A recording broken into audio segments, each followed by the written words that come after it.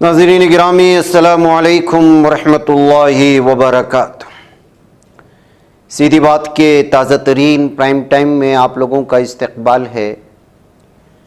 नाज़रीन गिरामी, मैं अंसार अज़ीज़ नदवी इस वक्त आप लोगों के सामने कुछ अहम तरीन ख़बरें, कुछ वायरल वीडियोस और कुछ तनक़ीदी तज़्ज़िये लेकर के हाज़िर हुआ। तफ़सीलात में जाने से पहले आप लोगों से जो दरख्वास्त है उस पर तवज्जो करने की अपील करूँगा। नाज़रीन गिरामी, भारत में इस वक्त मुसलमान और उनके इबादत गाहें जिस तरह निशाने पर हैं, हर दिन कोई ना कोई ख़बर ऐसी आ जाती है जिसकी वजह से सूरत हाल की संगीनी और संगीनी बनाने के लिए जिस तरह की साजिशें हो रही हैं और उसमें सपोर्ट कौन कर रहा है, ये एक एक निकल कर के सामने आती। कल ही हमने 3 अलग अलग जगहों की वो ख़बरें रखी थी कि कहाँ किस तरह से मस्जिद को गिराया गया, कहीं पर वक्फ ज़मीन पर कब्ज़ा करने की कोशिशें हुई, कहीं नोटिस जारी किए गए। ये मामला तो वक्फ बोर्ड से नहीं है, लेकिन सूरत हाल देखिए। नासिक में 7 पीर बाबा दरगाह को गैर मजाज करार देते हुए हुकूमत की जानिब से, मुंबई हाई कोर्ट की जानिब से उसे मिसमार करने के अहकामात जारी किए गए थे।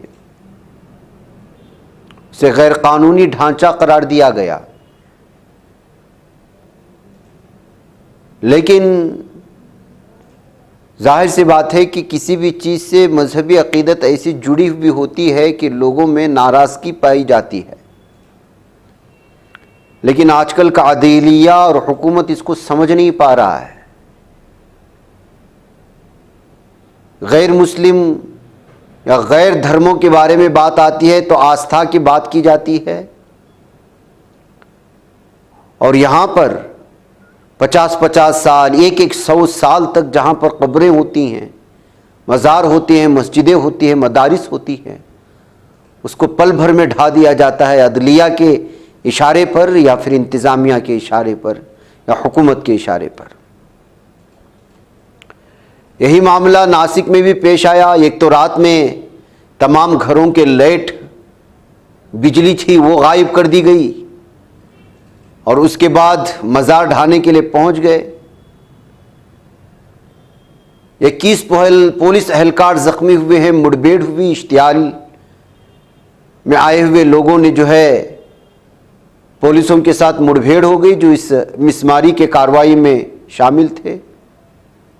और ये वीडियो इस वक्त आ रही है ज़ख्मी पुलिस अफसरान की। अब जाहिर सी बात है कि महाराष्ट्र में किसकी हुकूमत है आप जानते हैं, और फिर इतना सब कुछ होने के बाद मीडिया किस तरह हंगामा मचाएगा वो भी आप जानते हैं। उसके बाद कितने बड़े पैमाने पर गिरफ्तारियां होंगी, नामालूम अफराद के ख़िलाफ़ लगातार मुख्तलिफ़ किस्म के केस दर्ज किए जाते रहेंगे। अब इसमें से कुछ ज़ख्मी है या नहीं है पता नहीं, ज़ख्मियों के साथ कुछ और भी हो जाते हैं ताकि मामला कुछ और बढ़ा चढ़ा कर के पेश किया जाए। इस तरह इस वीडियो के सामने आने के बाद तबसरे किए जा रहे हैं।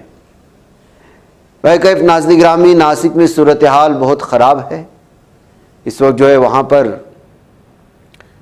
दरगाह के आसपास के इलाक़ों में पुलिस को बढ़ा दिया गया है, और जिनके अक़ीदा इस दरगाह से जुड़ा था उनके अंदर भी और गुस्सा पाया जा रहा है। वह कैफ नाज़रीन गिरामी, इस वक्त वक्फ तरमीमी बिल को लेकर के कोर्ट में आज सुनवाई जारी है। जब मैं ये ख़बर आप लोगों के सामने पेश कर रहा था उसकी तफसीलात आएंगी तो अगली प्राइम टाइम में पूरी तफसीलात के साथ पेश करूँगा। अब जो आ रही हैं लेकिन वो मुकम्मल तौर पर नहीं है, लेकिन जब मुकम्मल आएंगी तो आपके सामने पेश करूँगा। लेकिन बंगाल में लगातार हो रही वक्फ तरमीमी बिल के ख़िलाफ़ जो सूरत हाल पैदा हुई, जो उसको लेकर के आज अहम इजलास मुनक़िद किया गया था ममता बनर्जी की जानिब से, और उलमा इकराम को मुख्तलिफ़ रियासतों से, मुस्लिम पर्सनल्ला से जुड़े हुए अहम तरीन शख्सियात को भी इसमें शामिल किया गया। इस वक्त ममता बनर्जी ने क्या कहा और किस तरह से वो ख़ुद जो एहतिजाजात में शरीक होंगी उसकी भी तफसीलात लाने की कोशिशें हुई। इस दौरान उन्होंने ये बात भी कही कि जहाँ जहाँ फसादात हुए हैं या मुठभेड़ हुई है वहाँ कांग्रेस की सीट है, वहाँ पर कांग्रेस ने जीत दर्ज किया है। टीएमसी के अपने जो है हलकों में इस तरह के मामलात पेश नहीं आए, ये कहते हुए वो कांग्रेस को भी बीच में से खींचने की कोशिश की। बहरकैफ उनका मानना ही था कि जो रियासती सतह पर जो इस वक्त एहतजाजात हो रहे हैं उसके बजाय सबके सब मिल कर के दिल्ली में करेंगे तो इसका बराह रास्त असर पड़ेगा मरकज़ी हुकूमत पर। ये कहते हुए उन्होंने जो है इस मौके पर तफसीलात फराहम करने की कोशिश की। आप देखिए क्या कह रहे हैं और उस वक्त जो वहाँ पर शरीक थे वो भी क्या कह रहे हैं, दोनों को सुन लें। अगर वागा पैक्ट को चेंज करना है तो आप क्यों कॉन्स्टिट्यूशन अमेंडमेंट नहीं किया? 2/3 मेजोरिटी में एक्ट पास होना चाहिए, खाली मेजोरिटी से नहीं होता। जब कॉन्स्टिट्यूशन अमेंडमेंट होता है तो कॉन्स्टिट्यूशन अमेंडमेंट होता है 2/3 मेजोरिटी से, लेकिन आप चला भी किया है। आप कॉन्स्टिट्यूशन अमेंडमेंट नहीं करके आप एक बिल किया है। शांति बनाए रखने की, साथ में ये भी कहा है कि अगर प्रोटेस्ट करना है तो दिल्ली में जाके करिए। आप क्या बोलेंगे इसको? ये बहुत अच्छा बात बोला दीदी कि हम लोग आप लोगों को दिल्ली में जाके प्रोटेस्ट करना चाहिए, क्योंकि दिल्ली में ये सरकार रहता है, मोदी सरकार जी का अवस्थान जो है और राजधानी दिल्ली में है। और उन्होंने ये बिल पास किया, जबरदस्ती थोप दिया मुसलमान पर। तो उन्होंने कहा कि आप लोगों को एक्चुअली प्रोटेस्ट करना चाहिए दिल्ली में जाके। वहाँ आप लोग जाइए, प्लेन से जाइए या ट्रेन से जाइए, जाने के बाद आप लोग प्रोटेस्ट ऑर्गेनाइज कीजिए। और इस प्रोटेस्ट में आप लोग अगर कीजिएगा तो निम्न का जितना एमपी है वो लोग भी आपका साथ में रहेगा इस प्रोटेस्ट में। तो अच्छा बात कहा, डेमोक्रेटिक प्रोटेस्ट तो होना चाहिए। क्या वाकई आपको ऐसा लगता है कि ये जो बिल आया है उससे संपत्तियां ले ली जाएगी या मुसलमानों को नुकसान होगा? जो बिल लाया था वो अभी एक्ट हो गया, इसका मतलब ये आइन हो गया, बिल नहीं। तो आइन हो गया। इस आइन में बहुत सारी चीज इस तरह है जो कि सही नहीं है। जबरदस्ती इसको थपा गया मुसलमानों को। कोई नहीं बोला कि भाई हम लोग इस तरह कोई आइन चाहते हैं। इतना मुस्लिम एमपी है, सबको इसके अगेंस्ट में है, जितना एमपी है। अभी हिंदू भाई लोग भी इसके अगेंस्ट में है। पार्लियामेंट में ज्यादा तो बोले हिंदू भाई लोग, कपिल सिब्बल, कल्याण बनर्जी, ये लोग बात रखा है, बहुत अच्छा तरीके से बात रखा है। तो हम ये समझते हैं इस बिल में बहुत सारे प्रोविजन इस तरह है जिसमें मुसलमान का संपत्ति सरकार ले सकता है। कानून का विरोध करना एक ठीक है तरीका होता है, लेकिन पुलिस की गाड़ी जला देना, पुलिस पर ही हमला नहीं, देखिए पहला बात है ये दीदी ने कहा कि ये ठीक नहीं है। वहाँ कुछ बच्चा लड़का लोगों ने बताया, उन लोगों को कौन भेजा खुदा जानता है। तो उन लोगों आके ये जलाया, 2-4 पुलिस का गाड़ी जला दिया। वो भी इसलिए वो लोग ये किया था, अवरोध किया था। अवरोध हिंदी में क्या बोलता है, अवरोध किया था नेशनल हाईवे। तो पुलिस उन लोगों को बोला तुम लोग उठ जाओ। उस टाइम में पुलिस कुछ लाठीचार्ज वगैरह किया था। तो जो लाठीचार्ज करने से होता है, आप जानते हैं कि लोग गुस्सा हो जाता है, तो वो लोग पत्थर मारने लगा और एक पर्याय में पुलिस का गाड़ी में भी आग दे दिया, आगजनी कर दिया। तो ये आगजनी कौन किया उसके लिए का भी इन्वेस्टिगेशन चल रहा है। सब तो इसके लिए ट्रेन नहीं है जो लोग जलाते हैं। ये हम लोग कंडेम करते हैं, जो लोग भी किया, हिंदू करे मुस्लिम करे, और मुस्लिम किया तो और भी कंडेम करते हैं। हम लोग को जो भी प्रोटेस्ट करना चाहिए इन डेमोक्रेटिक वे, वो प्रोटेस्ट होना चाहिए। ये हम लोग सब जितना मुस्लिम लीडर यहाँ पर है सब ये बोलते हैं कि all the protest should be under by the democratic protest under our constitution. इसी वक्त बिल को लेकर के इमरान मसूद से भी सवाल किया गया कोर्ट में जाने के मामले को लेकर के, उन्होंने क्या जवाब दिया। और फिर जाहिर सी बात है कि एक तरफ बीजेपी लगातार वक्फ बिल की हिमायत में मुख्तलिफ लीडरान को इस वक्त मैदान में उतारे हुए है लोगों को बेवकूफ़ बनाने के लिए, और बंगाल में जो कुछ पेश आया उसी को सामने लाते हुए अलग अलग तरह के इल्ज़ामात भी मुसलमानों पर लगने की और लगाने की कोशिशें हो रही हैं। और बंगाल के मामले की तो मीडिया इस कदर बड़ा चढ़ा करके पेश कर रहा है, ऐसा लगता है कि मुसलमान वहाँ पर पूरी तरह से दहशतगर्द हो चुके हैं और वहाँ के हिंदुओं को जीने नहीं दे रहे। मामला एक जगह पेश आया और वो भी जिसमें 3 मुसलमानों की जानें चली गईं, लेकिन इल्ज़ामात किस कदर मुसलमानों पर लगकर के पूरी रियासतों में फैलाने की कोशिश हो रही है आप जानते हैं। मैं जगदम्बिका पाल जो बीजेपी के एमपी हैं उनकी भी वीडियो सुनाऊंगा, इमरान मसूद की भी, लेकिन उससे पहले हैदराबाद और कर्नाटक के साहिली इलाकों में इस वक्त पूरी तरह से तैयारियां शुरू हो चुकी हैं बड़े पैमाने पर एहतिजाज करने के लिए। 19 अप्रैल को यानी शनिचर को दारुस्सलाम ग्राउंड हैदराबाद में बहुत बड़ा जो है वो वक्फ के बिल के ख़िलाफ़ एहतिजाज होने वाला है। इसकी लगातार तैयारियां चल रही हैं। All India Muslim personal board के मातहत में उनके ज़ेर एहतिमाम, इसीलिए ट्रैफिक का निज़ाम संभालने के लिए मुतल्लिक़ा लोग वहाँ के पुलिस अफसरान से और ट्रैफिक पुलिस अफसरान से मुलाकात करके सारी जो है तफसीलात फराहम करने की कोशिशें हो रही हैं। इसी तरह कल भटकल में 3 साहिली अजला जो कर्नाटक से ताल्लुक़ रखते हैं वहाँ के लोगों ने जो है इस वक्त एक मुशावरती इजलास मुनक़िद किया गया और यहाँ पर भी मुख्तलिफ़ किस्म के फ़ैसले लिए गए। नाज़रीन गिरामी, इस इजलास में 18 अप्रैल को नमाज जुमा के फ़ौरन बाद ज़िला उत्तरा कन्नड़ा के मुख्तलिफ़ इलाक़ों में एहतिजाजी मुजाहरे करने के फ़ैसले लिए गए हैं और इसमें ज़ाहिर सी बात है कि जो है सदर जमहूरिया हिंद और वज़ीर आज़म के नाम मेमोरेंडम भी पेश किया जाएगा। साथ साथ वक्फ कानून के ख़िलाफ़ अवामी बेदारी मुहिम भी शुरू करने की बात पर जोर दी गई है।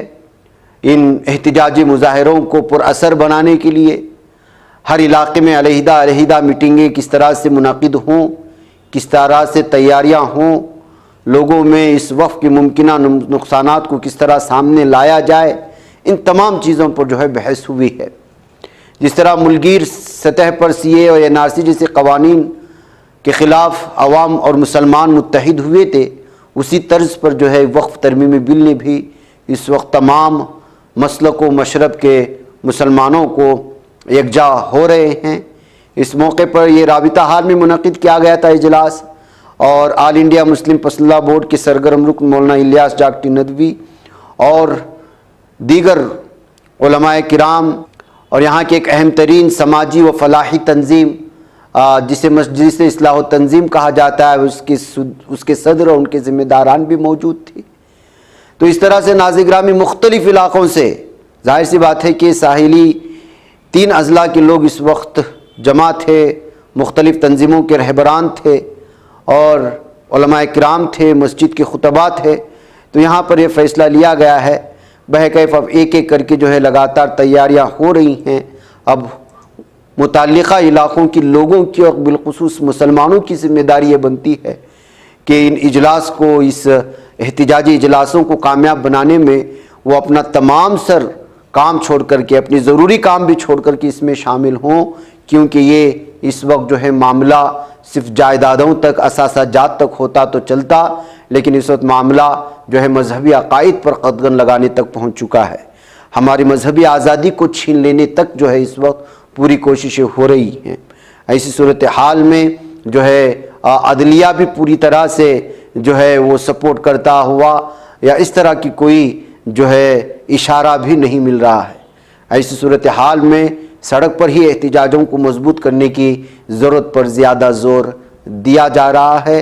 लिहाजा जो हर एक आदमी, हर शख्स जो इस बात को ज़रूरी समझे कि जिस जगह भी, जैसे हैदराबाद की मैंने बात कही, मुख्तलिफ़ इलाक़ों में भी जो है मीटिंगें हो रही हैं, उन मीटिंगों में भरपूर शरीक हों, बिना किसी भी जो है अपने इख्तिलाफ़ात को दूर रखें और इस तरमीमी बिल ने जो है जिस तरह से जो है तमाम लोगों को एकजा किया है, इसमें पूरी तरह से जो है उसको कामयाब बनाने की कोशिशें करें।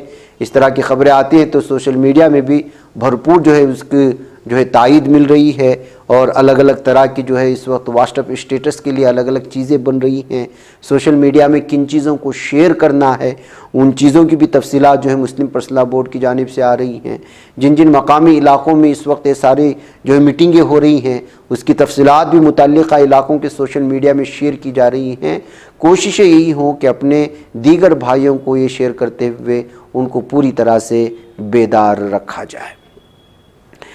नाज़रीन गिरामी, आइए एक और ख़बर की जानिब आपको ले चलो, बल्कि दो वीडियो सुनाने का वादा किया था, आप सुन ले, मैं आगे बढ़ता हूँ। क्या आपत्ति है आपकी मूल रूप से?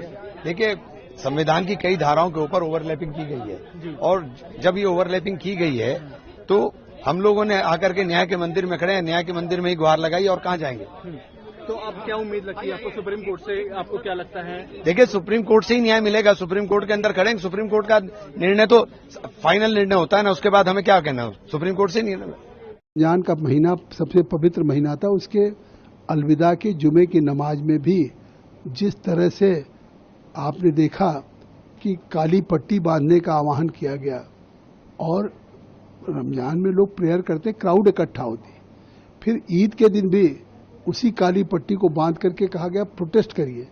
हम तो देश के अल्पसंख्यकों को, मुसलमानों को बधाई देंगे कि उन्होंने रमजान के पवित्र महीने में अपना रोजा रखा, नमाज ऑफर किया और शांतिपूर्वक ईद मनाई। लेकिन all India Muslim personal law board लगातार प्रोवोक कर रही है।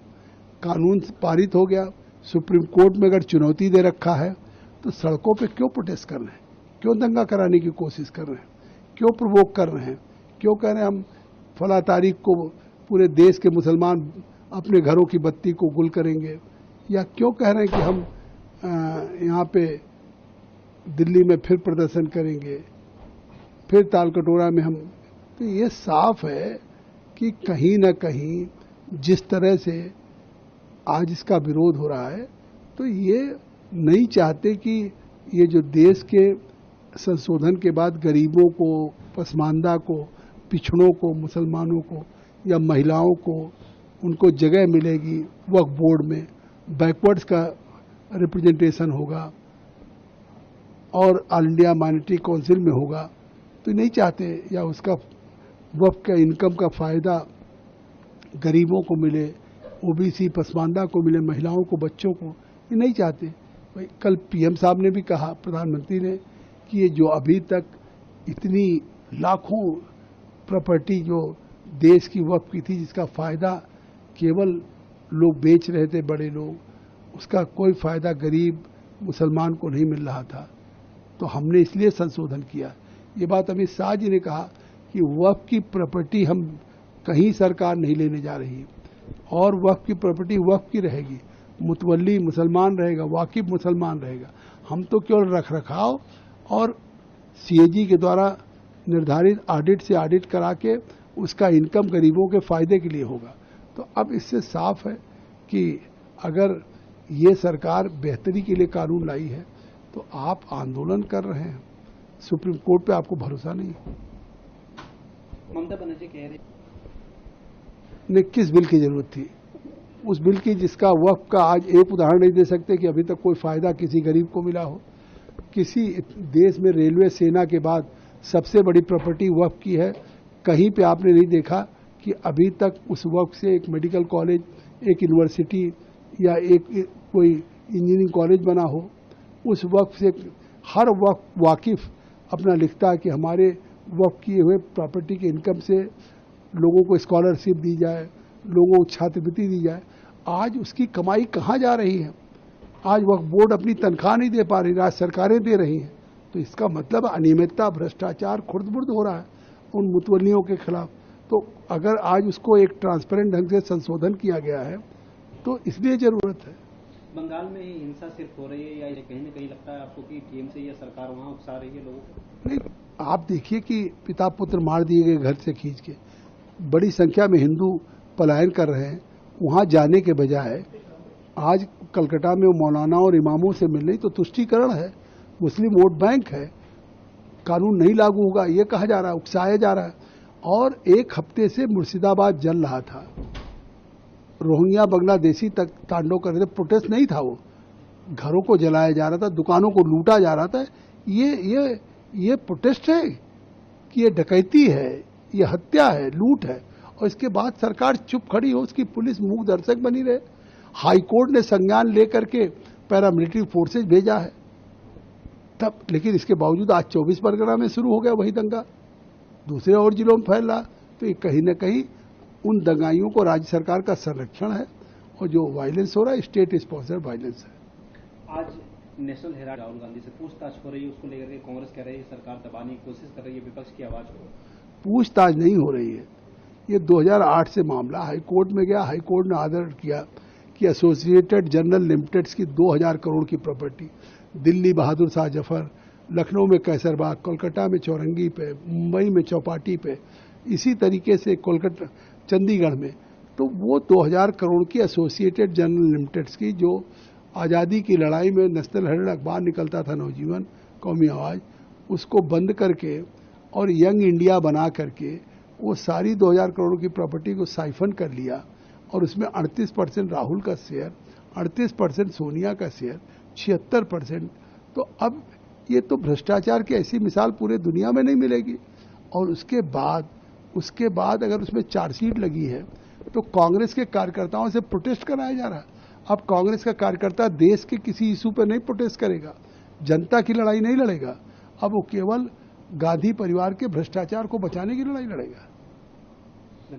नज़दीरामी कांग्रेस लीडरान के खिलाफ बिलखुसूस राहुल गांधी, सोनिया गांधी के खिलाफ इस वक्त जो है ईडी का इस्तेमाल किए जाने की खबरें सामने आ रही है। आप लोग जानते हैं कि इस वक्त पूरे भारत में कांग्रेस जो है रास्तों पर उतर करके एहतजाज कर रही है।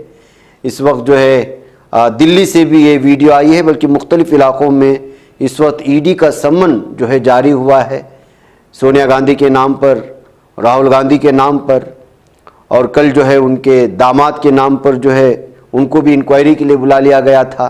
तो अपोजिशन का इल्ज़ाम है कि मरकज़ी हुकूमत, बीजेपी हुकूमत अपोजिशन को खोखला करने के लिए इन तमाम एजेंसियों का इस्तेमाल कर रही है, और ये इस वक्त एहतजाजात के मनाजिर है जो इस वक्त आप हमारी स्क्रीन पर देख रहे हैं। नाज़रीन, बिहार के एक इलाके से इस वक्त एक वीडियो आ रही है, भागलपुर की बताई जा रही है कि एक उस्तानी अपने तलबा के हाथों अपनी स्कूटी साफ करवा रही है पढ़ाने के बजाय। अब इस पिक्चर को, इस वीडियो को शेयर करते हुए लोगों ने अलग अलग तरह के तबसरे किए हैं कि किस तरह से निचली ज़ात के तलबा अगर कहीं सरकारी स्कूल में पढ़ते हैं तो वहाँ की उस्तानियाँ या वहाँ के टीचर्स उनका गलत इस्तेमाल करते हैं बजाय इसके कि उनको पढ़ाया जाए। अब क्या इस टीचर के ख़िलाफ़ कोई कानूनी कार्रवाई होगी? इस तरह के सवाल के साथ इस वीडियो को शेयर करने की कोशिशें हुई हैं। नाज़रीन, कल आपके सामने वो वीडियो हमने रखा था जिसमें दिल्ली यूनिवर्सिटी की दीवार को गोबर से लेपा जा रहा था। आज जो है DUSU के सदर रौनक खातरी, वो जो है प्रिंसिपल के कमरे में पहुंच करके इस पर सख्त एतराज़ जताया है, और कमरे से AC वगैरह निकाल फेंकने का मुतालबा भी रख दिया है कि अगर गोबर के ज़रिए से AC हासिल करना है, ठंडक हासिल करना है, तो फिर AC की क्या ज़रूरत है। देख लीजिए क्या बहस हुई है यहाँ पर।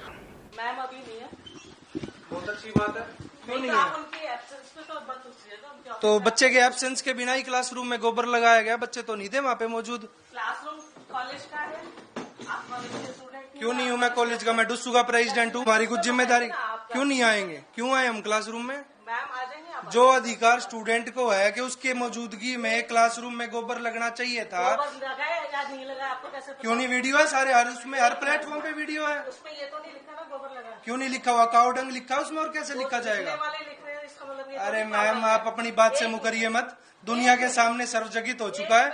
VC साहब ने भी ये स्टेटमेंट दी है कि आप अपने जो है घर को लिपने का काम कीजिए। पहले आपका परिचय मैडम। मैं प्रोफेसर लता शर्मा, वाइस प्रिंसिपल। सुनिए, तो मैडम जिसने मेरी आपसे रिसर्च हाथ प्रोजेक्ट जोड़ के किया रिक्वेस्ट है, है, मैडम अभी कॉलेज में ही थी, हमारे आने से पहले कहाँ चली गई? वो तो बहुत पहले से एक प्रोग्राम में गई हुई है, कौन अभी से एकदम से प्रोग्राम नहीं में? गई। अभी गई, हमारे अभी नहीं गई है, आपको कैसे हमारे स्टूडेंट बता रहे हैं। 10 बजे से तो मैं ही कॉलेज में हूँ। अरे मैम, ऐसा सुनिए तो सही। आप मेरी बात एक सुनिए। मिनट, मेरी बात सुनिए। जो प्रयोग उन्होंने छात्रों की क्लासरूम, सुनिए ना, रिसर्च प्रोजेक्ट का ज्ञान मुझे जिसने मत दीजिए। रिसर्च प्रोजेक्ट लिया है आपने उससे बात किया? रिसर्च प्रोजेक्ट आप रिसर्च करनी है ना, अगर एक्सपेरिमेंट करना है। वीसी साहब ने भी ये स्टेटमेंट तो दिया। कोटा केबिन में किया नहीं ना? नहीं नहीं नहीं, आप अपने घर पे क्लासरूम में नहीं कीजिए, किया। आप अपने घर पे कीजिए। देखिए एक मिनट, आप वो जिसने रिसर्च अपने घर पे प्रोजेक्ट कीजिए। किया है, श्वेतांग का है भाई, बुलाओ मनराज, आप श्वेतांग का रूम जिसको बुलाइए बुलाना ना। चाहो आप सुनिए तो सही। हम मैडम के आज रूम में जो रिसर्च उन्होंने करी है वो रिसर्च यहाँ भी लागू होनी तो चाहिए। यहाँ क्यों लागू हो गया? यहाँ होगी लागू, पूरी तरीके से लागू होगी। श्वेतांग उधर नाज़रीन गिरामी, ज़फ़र अली को तो आप जानते हैं, संभल जामिया मस्जिद के हालात से भी आप वाकिफ़ हैं। इनको गिरफ्तार कर लिया गया था, अब इनको ज़मानत मिलने की खबरें सामने आ रही हैं।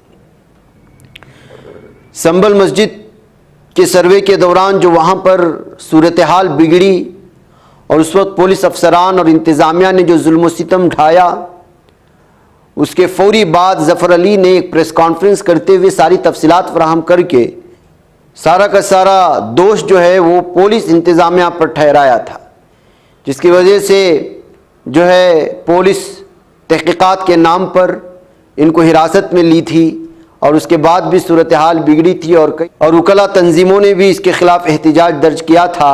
अब इनको ज़मानत मिलने की खबरें सामने आ रही हैं।